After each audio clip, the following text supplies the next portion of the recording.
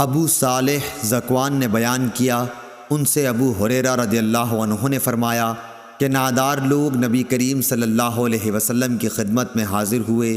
اور کہا کہ امیر و رئیس لوگ بلند درجات اور ہمیشہ رہنے والی جنت حاصل کر چکے، حالانکہ جس طرح ہم نماز پڑھتے ہیں وہ بھی پڑھتے ہیں، اور جیسے ہم روزے رکھتے ہیں وہ بھی رکھتے ہیں۔ مال و دولت کی وجہ سے انہیں ہم پر فوقیت حاصل ہے کہ اس کی وجہ سے وہ حج کرتے ہیں، عمرہ کرتے ہیں، جہاد کرتے ہیں اور صدقے دیتے ہیں، اور ہم محتاجی کی وجہ سے ان کاموں کو نہیں کر پاتے۔ اس پر آپ نے فرمایا کہ لو،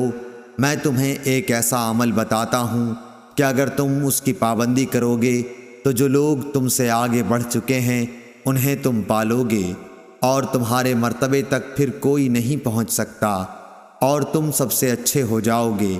سوا ان کے جو یہی عمل شروع کر دیں، ہر نماز کے بعد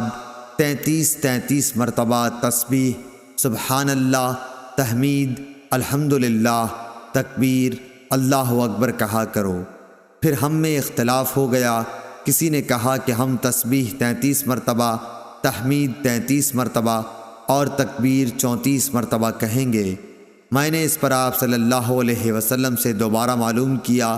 تو آپ صلی اللہ علیہ وسلم نے فرمایا کہ سبحان اللہ اور الحمدللہ، اللہ اکبر کہو، تاکہ ہر ایک ان میں سے 33 مرتبہ ہو جائے۔ صحیح بخاری حدیث نمبر 843۔